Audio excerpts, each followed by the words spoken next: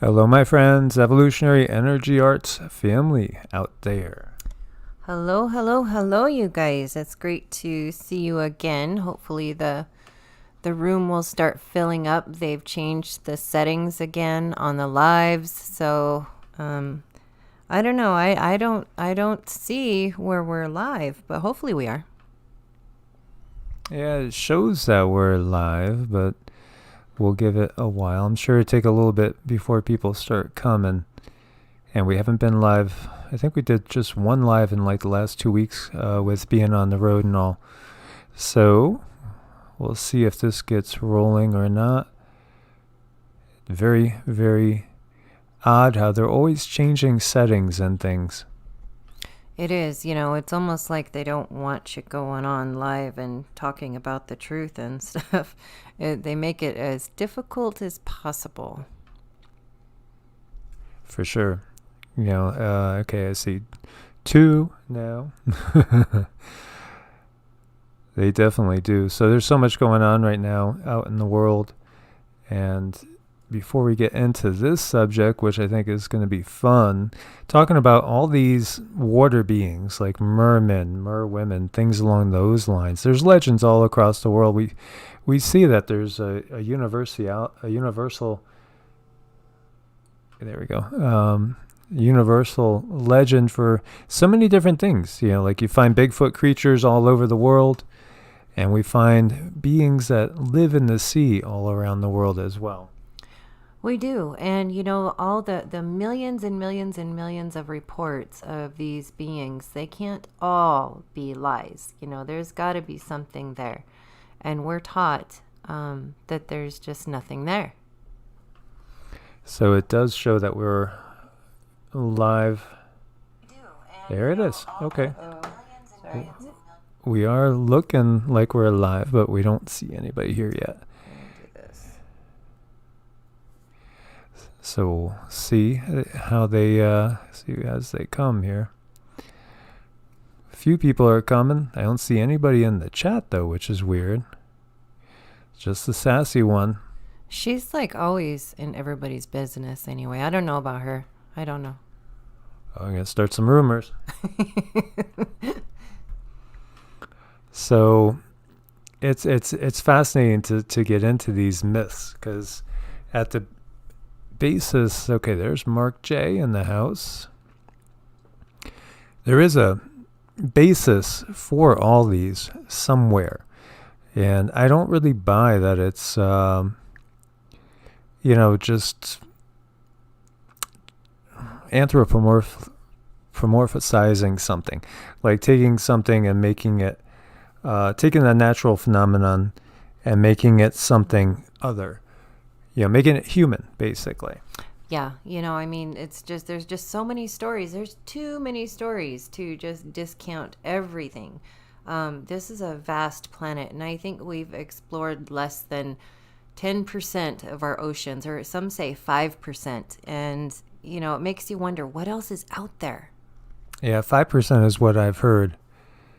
So we are talking about like hybrid water beings, the legends of mermen, merwomen, but others as well. We could look all over the globe and see these things, and we'll take a look at some of those. So, many of you are familiar with the Sumerian legends, the Akkadian legends, and you got to wonder, why are these guys dressed with fishes? Basically as if they caught a 6 foot tall, if that's how tall they are, fish, and just kind of cut it open and they're wearing it. I know. What's up with that? That makes absolutely no sense. Why would they wear a fish suit? To me, that would be like stinky and smelly, and I just wouldn't want to do it. Again, it's the symbolism that these beings come out of the sea, as so many of the legends say. And if so, then are there beings in the sea right now? Do they roam about freely in the sea? Are they living in underwater domes in the bottom of the ocean?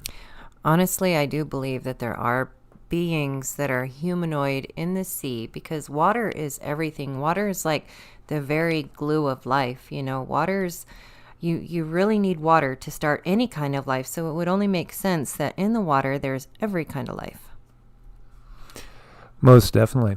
And Mark was saying, what about Antarctica, especially in Antarctica under the ice? And, I saw a comment the other day too saying, what did John Kerry, what did he see down there? Well, how about what did the Pope see down there, or the leader of the Eastern Orthodox Church? They were brought down to Antarctica, as well as the president at the time. And, it's a mystery. It's a mystery. We're kept in the dark on purpose.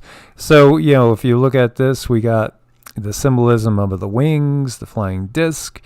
There's different thoughts on what that really symbolizes. Some will say it symbolizes Nibiru. Some will say it has everything to do with the changes in the sun that happened, that periods of cataclysm. Others will say, well, it just simply represents that these people came in flying. They were in a vehicle, they were flying. It's a little human up there. We've seen so many of the medieval paintings like that too, of beings and ships in the air. So the wings flying, the fish, well, they're in the water. That's their natural, habitat. And it's not just there. This is Mami Wada, which is, well, this was a myth I wasn't aware of until our trip, and we were just going through some of the different myths from around the world. But interesting, because very much human on the top. And this is out of Africa, especially West Africa. You find a lot of legends of Mami Wada. And then a fish-like or almost serpentine-like, well, it's kind of a hybrid, bottom to her. So interesting, very, very interesting. And then we got some scary ones up in Alaska. And so there are beings up in Alaska that also, according to legend, live in the water, pop out, and will steal little children and take them away, actually put them in some sort of sack that's on their back. And that's kind of creepy. And, some of the indigenous people up there say, well, it's just, a story we use to keep the kids in line, to keep them away from somewhere where they might get in trouble and danger, might fall through the ice.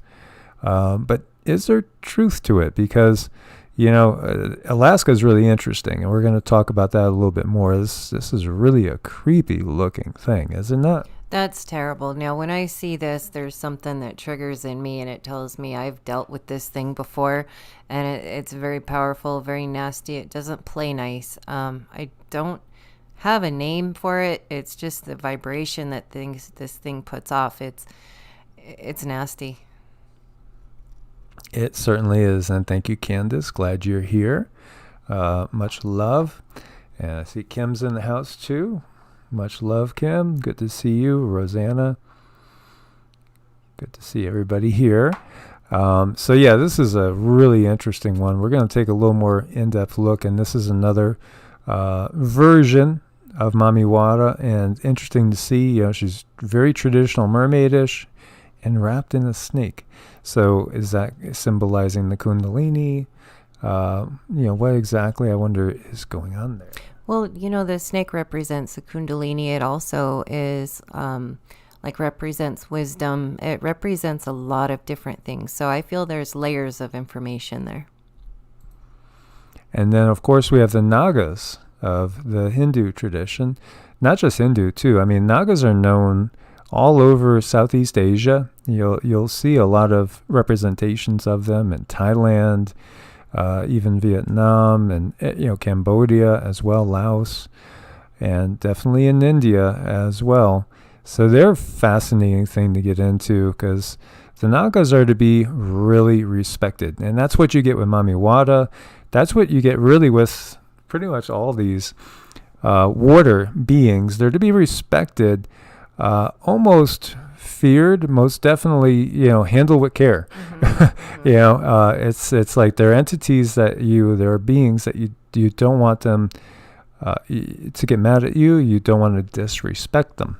I think that's the big thing is, you definitely don't want to disrespect them. And that's just something we should do across the board. But I do have a feeling with these beings, if you are disrespectful, they have ways to come back at you in the ether.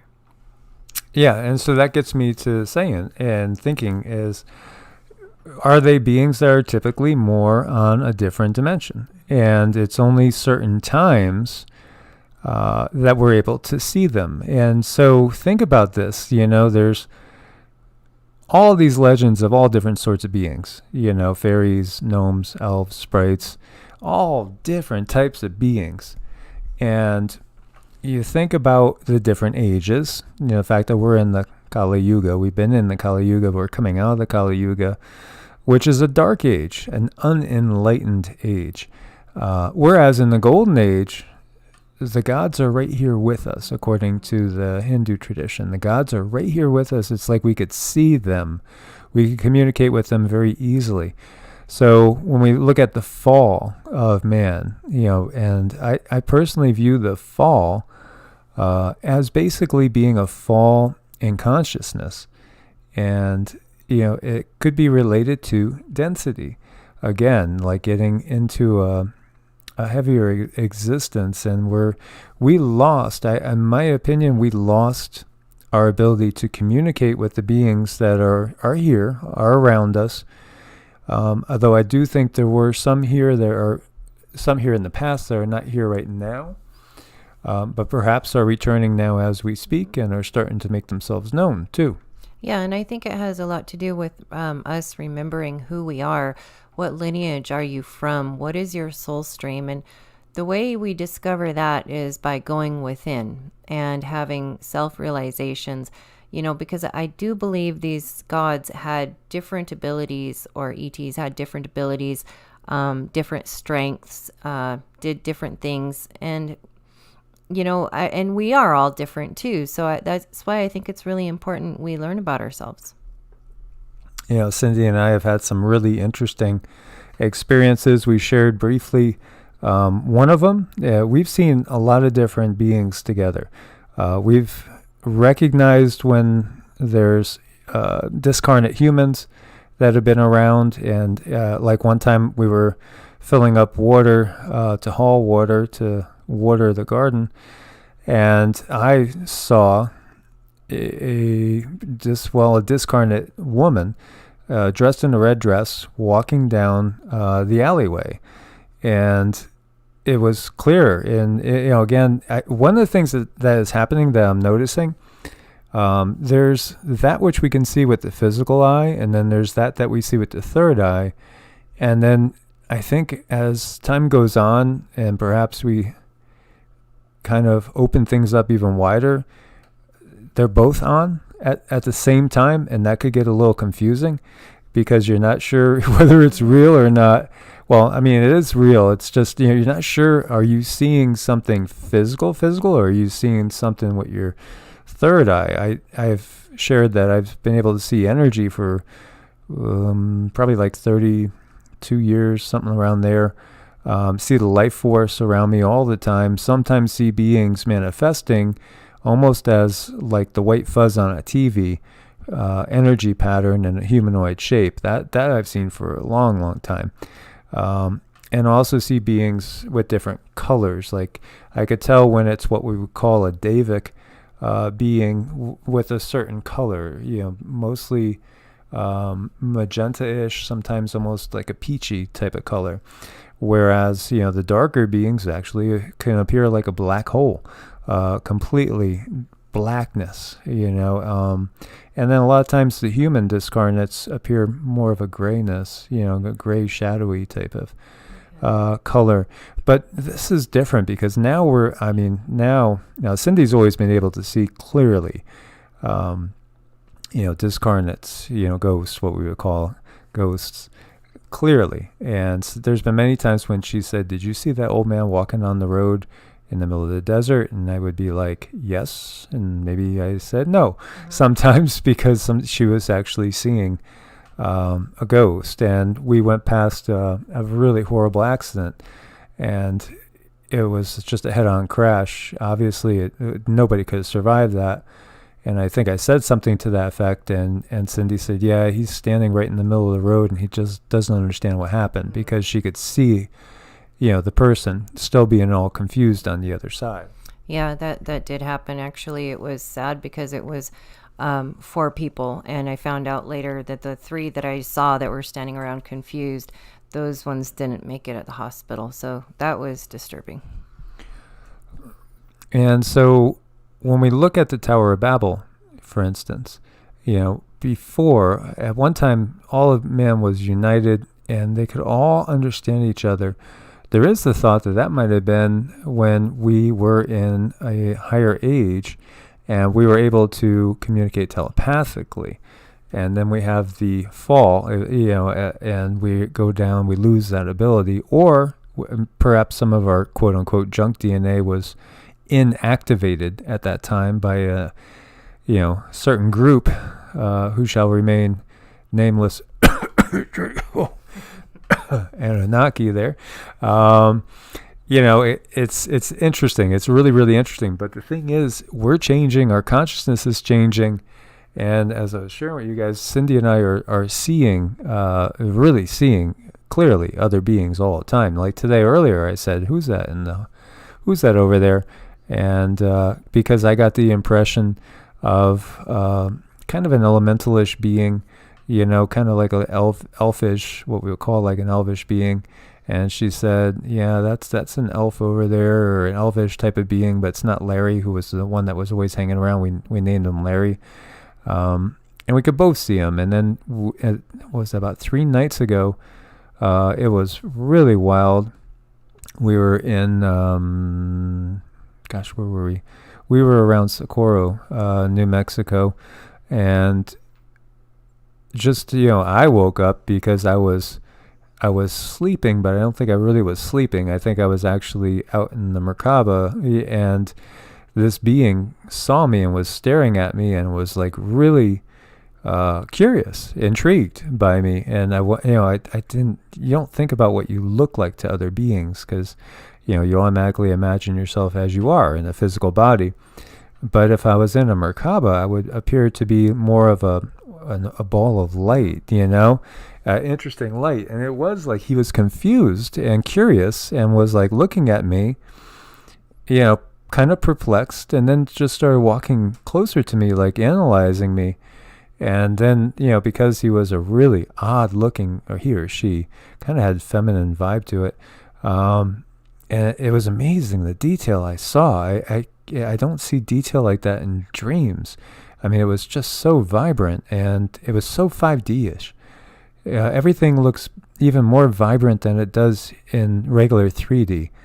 The detail I could see, the expression in the eyes, it's just amazing. And then I find out, because I started to say to it, hey there, little one, because it was only about a little bit more than knee high.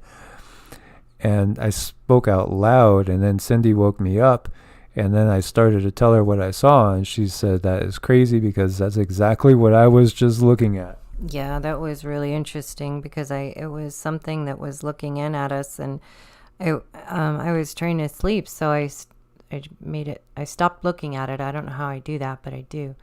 And then Mike woke up a few minutes later, and he just described that thing that I was watching watch us. So that's really curious how these things happen, and how many different dimensions like we are all folded into, and how many different beings there are at any given time around us. And there's this sensory overload that you can get, and that's where I think it helps to do like the meditation and the mantras, so that you can clear your mind and then you allow other information to come in. But otherwise, look at us. We are so bombarded in this world we live in. I mean, I don't know how many hundreds of years ago, but if you look at monks, they might read 10 books in their entire life, but look at us now. We have these iPhones, we have these TVs, we have all of this equipment, we have all this information, plus we have the dimensional beings, that are around us, whether we recognize them or not. That doesn't matter. They're there. They're definitely there. And it sets you up for sensory overload. And I just think it's really important to meditate during these times. So we see Michelle says, do you believe in the coming back of Kalki Jesus? Yeah, I think that we're going to have the benevolent ones come back. You could view them as ascended masters. I do think that we will have them come back and help us to reestablish a right way of living here, on the planet, one that's in harmony. One of the messages that Cindy's been getting strongly is that one of the biggest problems we have is that we're totally out of balance. We've had no concept of the divine feminine. It's been just completely eradicated from our society, and many people don't ever think to question, why do we have Father, Son, and Holy Ghost? When all the other traditions of the world basically have divine masculine representation, divine feminine representation, which is the yin and the yang, as I'm kind of making a symbol there. The yin and the yang aspect of it, which is it's just common knowledge in every other tradition, whether we're talking Taoism or anything. It's always balanced. Now we have basically a trinity in Hinduism, but it has a counterpart to it. So, if you have Shiva, Brahma, and Vishnu, well, then we have Parvati, Sarasvati, and we have Lakshmi. And so, there's that counterpart to it. There's the balance, the yin and the yang. Whereas, when we look into the Abrahamic traditions, it's pure patriarchal. And they've eliminated the divine feminine. We've talked even about how there's evidence, if you look back, that Yahweh had a consort. And there was at one time a balanced energy flow through that. And I've talked also about the Shekinah. And the Shekinah is like the feminine aspect. Again, it's the divine feminine. Even when we look in Gnosticism as well, we have Sophia, it recognized as the mother aspect, So if we just look at Native American traditions, you have the Great Spirit, and then you have the mother goddess, the earth. So we could look at it as like the spiritual essence is yang, and that's how it is in Taoism. And then the feminine, the material, is yin. So there's always that balance, but it's not balanced in our modern view, what we've been given from the Abrahamic traditions. And recognize too, again, I've brought this up so many times, we have 4 Gospels. There were over 200 Gospels. So what happened to the other bunch? There are so many books that were just burned. Every copy they could get their hands on. So recognize the view that we have biblically comes from Constantine, who was an emperor. And so much has been hidden to the Western mind, but wasn't hidden in the mystery traditions. So if you were a Freemason or Rosicrucian, you learn these things. If you were studying the Kabbalah, you would learn these things. And so, for the masses, it was covered up. For the masses, it was made so that it was a way to control. Keep in fear, just like we were talking about these Inuit legends of these, Alaskan mermaid-type creatures that are really nasty and scary. That will come and take away the little kids if they don't obey their parents. You don't want to disobey the parents because, you're going to get taken away and they're going to, do whatever, eat you or, it's those things that keep us scared and keep us in our place, keep us not questioning authority. And when we look at so many of the Gnostic texts, very different. Again, it's the divine spark is within everyone. It is, and they do tell us these stories not too much to be unlike children, to keep us afraid from looking outside of the literature that they've provided for us to learn from.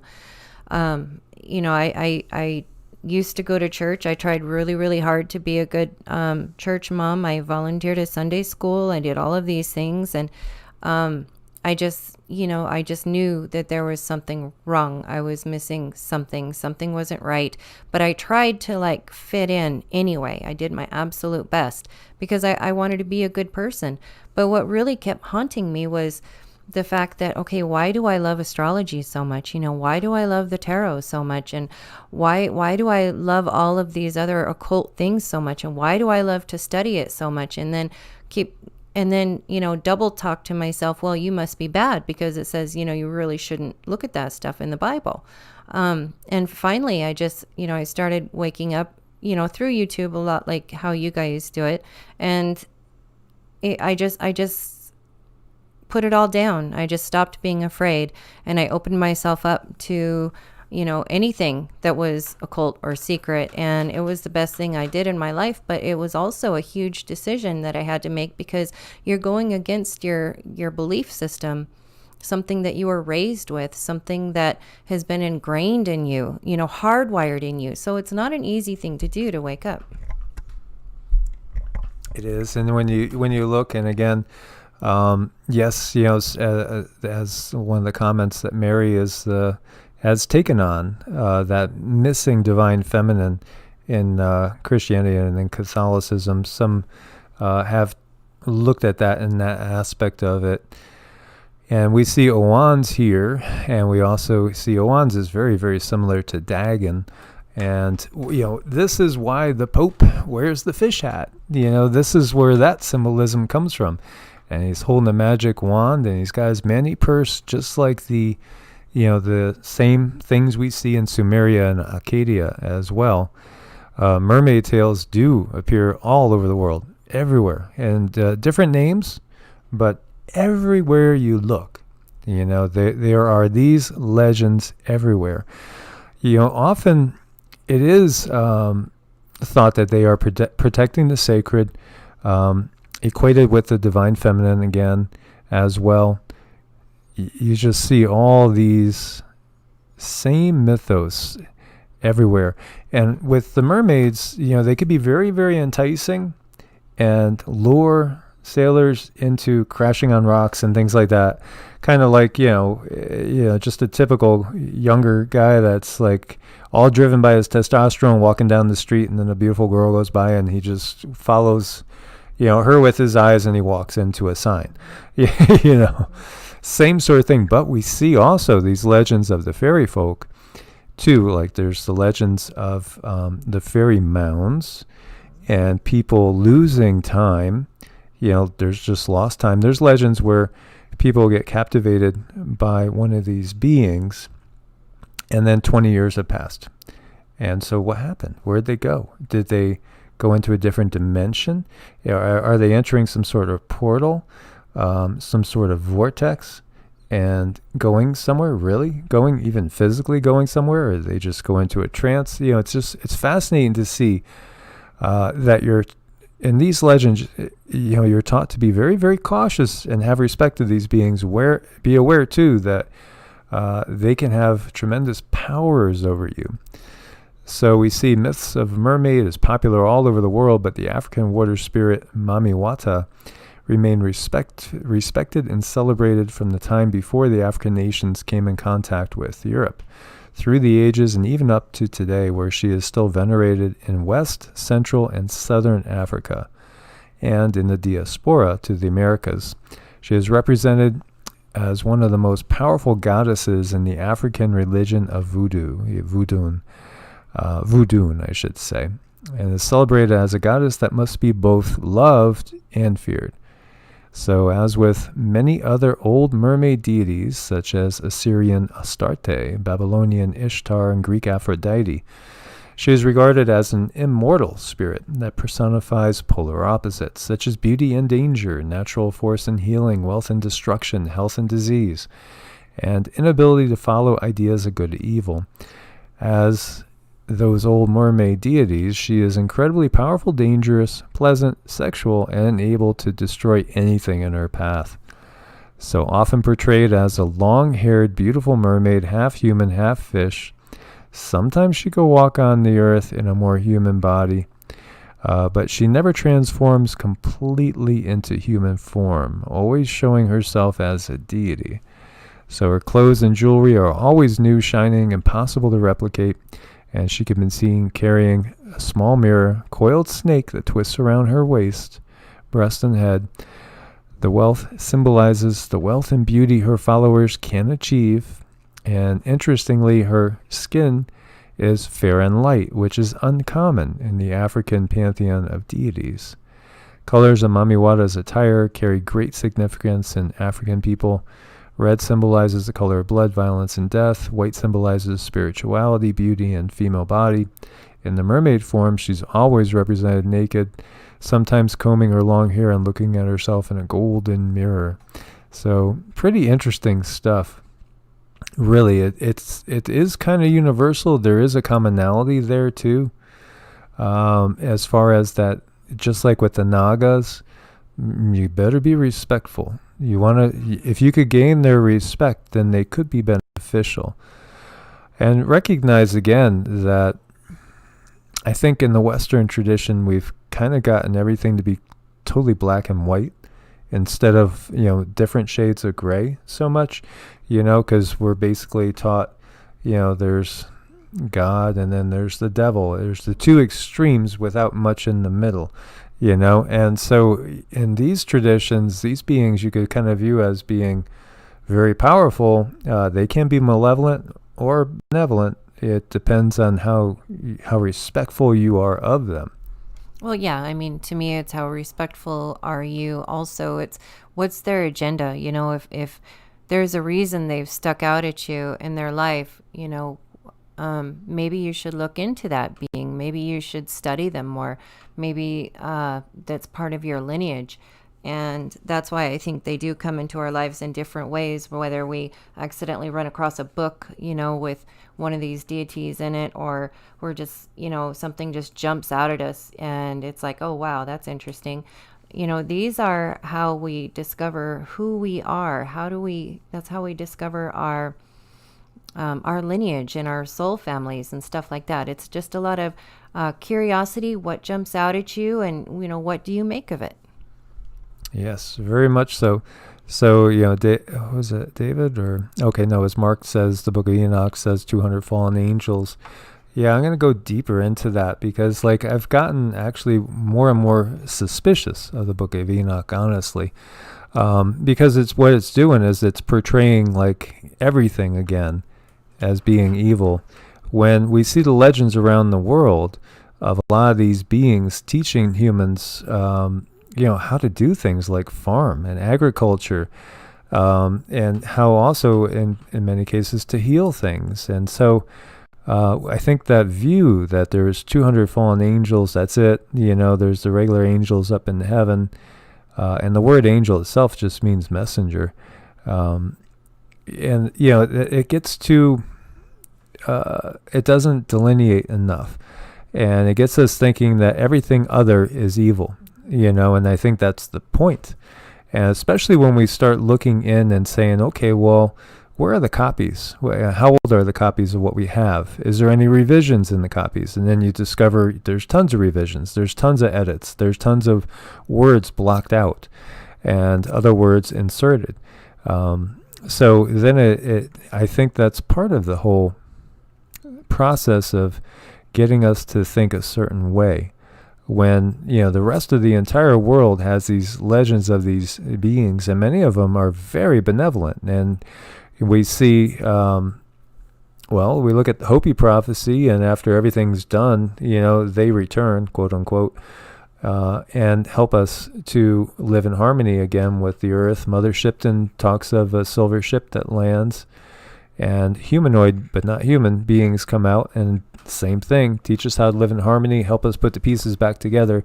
We see this time and time in indigenous people all over the world. We have, the Zulus talking about Pleiadians, and beings that come again and will come again to help us. And of course, as was mentioned before, Michelle was talking about Kalki, an incarnation of Vishnu, that is due. And interesting too, again, Kalki is riding on a white horse and carrying a sword, very much like the second incarnation of Christ. But it's all very, very fascinating to look at. I just think that we've been conditioned to believe one side of the story. And when we look at Owans in Mesopotamian mythology, and another amphibious being who taught mankind wisdom, Owans, as described by the Babylonian priest Berosus, had the form of a fish, but with the head of a man under his fish's head, and under his fish's tail the feet of a man. So in the daytime he came up to the seashore of the Persian Gulf and instructed mankind in writing, arts, and the sciences. Owans was probably an emissary of Ea, god of the freshwater deep, and of wisdom. Also, Ea became Enki, So it's very, very interesting to see that, and that's basically a benevolent being. I mean, he's teaching us writing, the arts, the sciences, and again, where did we learn how to farm and all that? It was given to us by the gods. So look to Mesoamerican legends and others than just the Hopi, and South America too. And corn is a gift of the gods, as well as so many of the other things that we have received, quote unquote. So are these all fallen angels, evil beings? I don't think so. I think that, again, it's just like us. You have some humans that would not blink an eye at doing something horrible, and they do it all day long.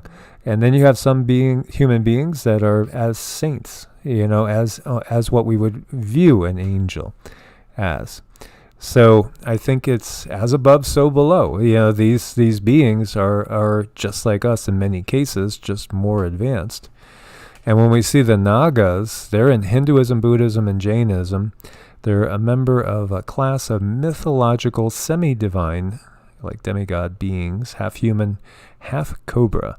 They are strong, handsome species who can assume either wholly human or wholly serpentine form, and are potentially dangerous, but often beneficial to humans.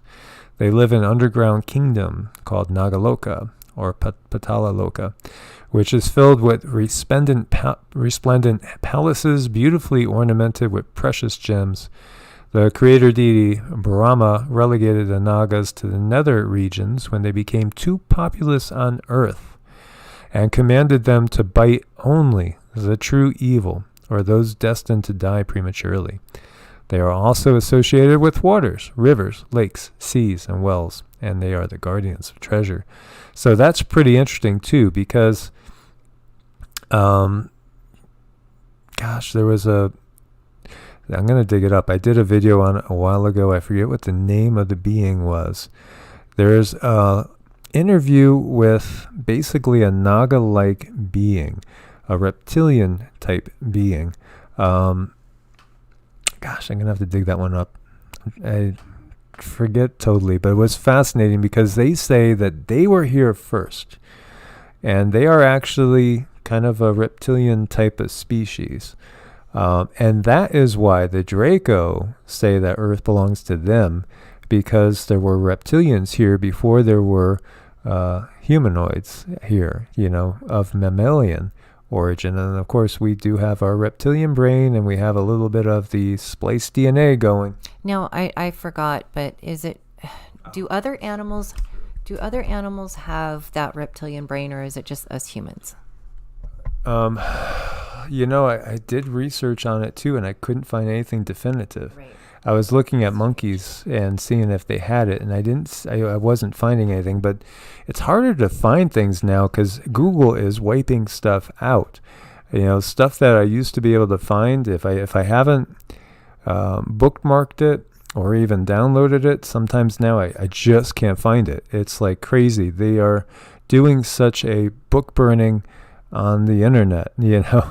It's a horrible thing that's going on right now. It's kind of like a cloud burning. Would you call it a cloud burning? Yeah, you can call it a cloud burning, or that's most appropriate. But you notice in the Western world over here, we are given this book, and the only spiritual book really we are supposed to believe in over here is the Bible. And I really hope we can wake up as many people as possible, because I feel it really stunts people's spiritual growth, because not one thing fits all in the world of spirituality. Me personally, I've studied all kinds of different religions and ways and things of this nature, and I kind of took from each of them what works for me. And it's sort of like Cindy's religion, and I think everybody should have the freedom in their minds to be able to do something like that. To me, that seems fair, and there's really no reason why we have to continue to follow everything that's in the Bible, and if we don't, the threat is we're going to go to hell. And what really bothers me is they say that God is a jealous God. And if that's the creator of all, how in the world could God be jealous? That just makes absolutely no sense. Okay, so it's Lacerda is what it is. Interview with Lacerda, revealing the reptilians of the inner earth. So that's the one that was coming to mind.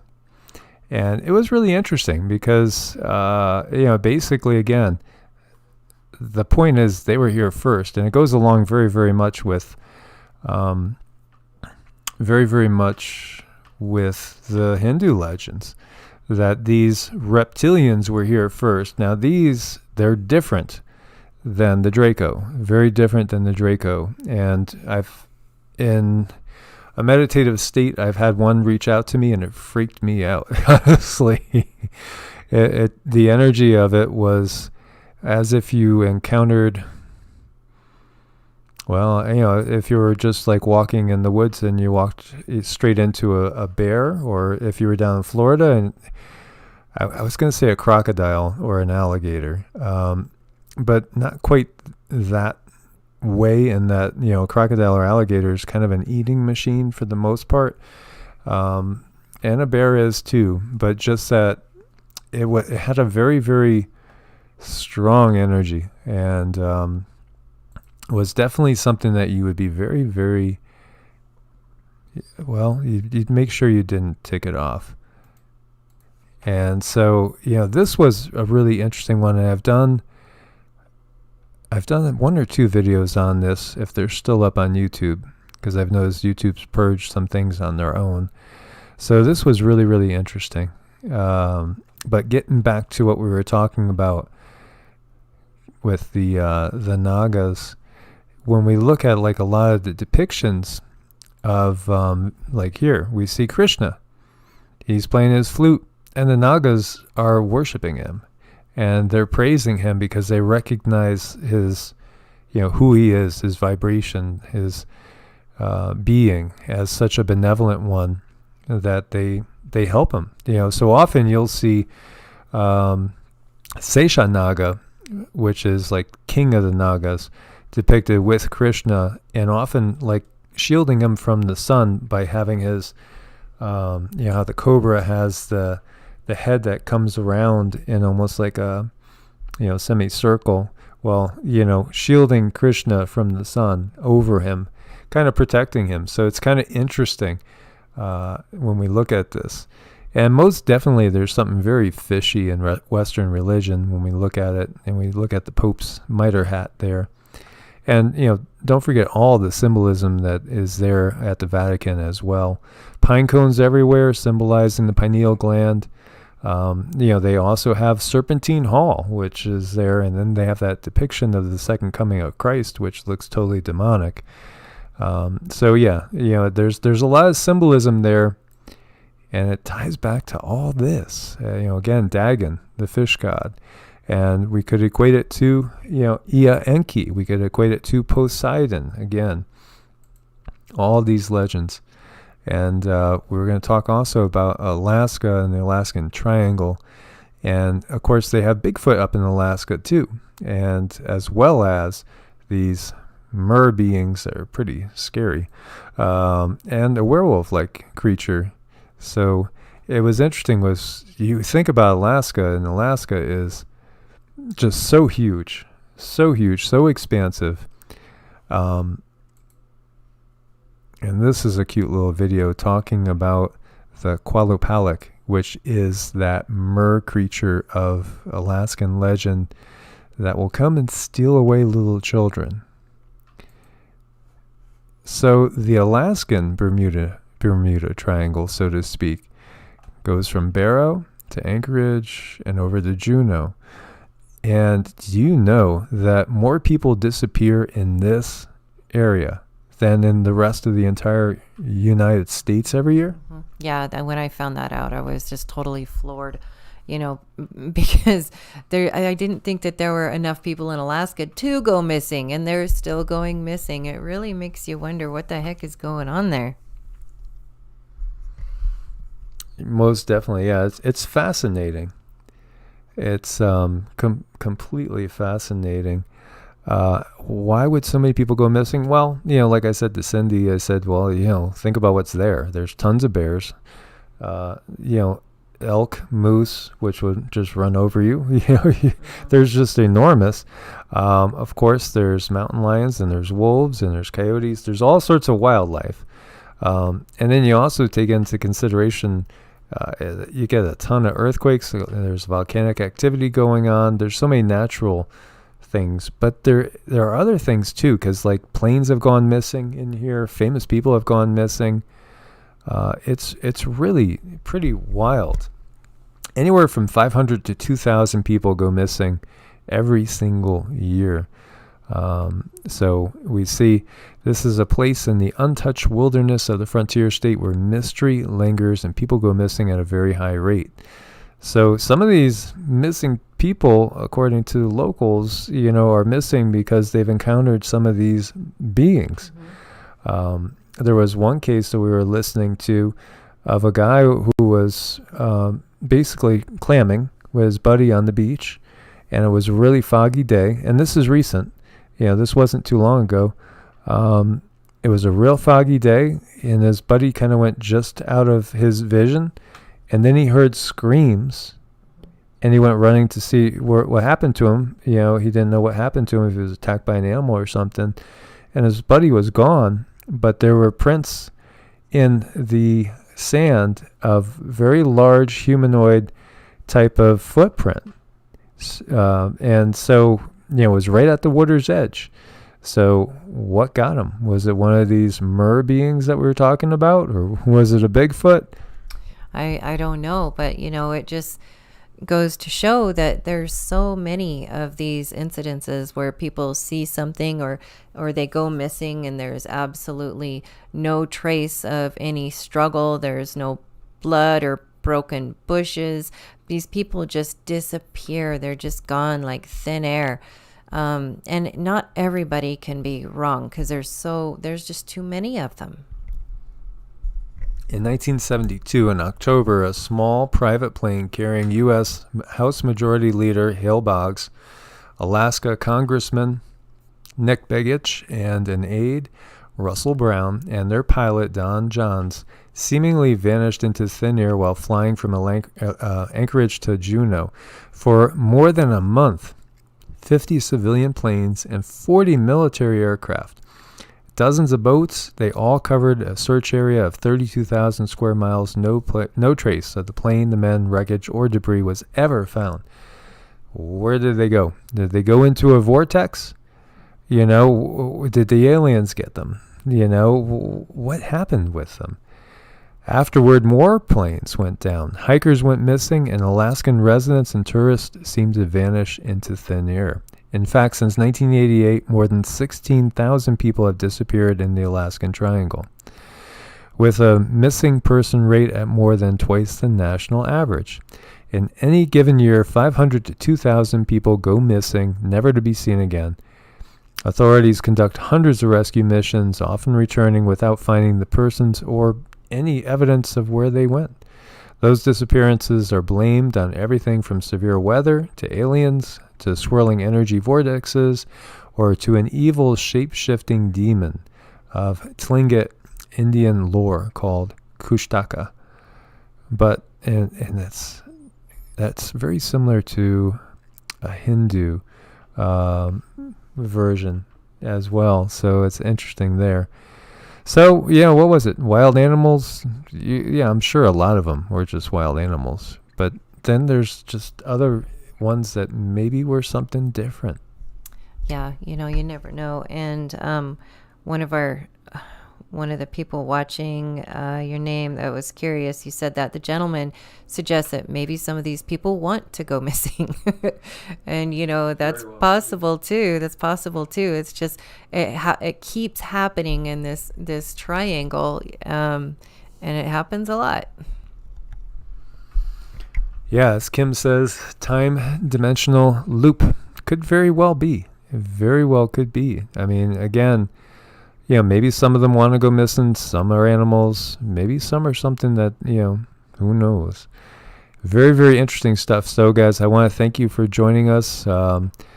As always, it's a pleasure. We'll be going live on probably a daily basis, I think, right now. We'll be able to get back to getting on a daily basis. So look for us to go live, and we'll try to get it down to a regular time again, like we were before, which I think a good time is like around 5 p.m. PST, 8 p.m. I should say EST, somewhere around there. So we will be going live on a much more regular basis again. Thank you guys so much, as always, for your support over on Patreon and also on Ko-Fi. Anybody that needs energy work, reach out to us again at evolutionaryenergyarts@gmail.com or EEARTS@protonmail. And go check out the website and read some testimonials. We love you guys. Be safe out there. God bless and namaste. Namaste.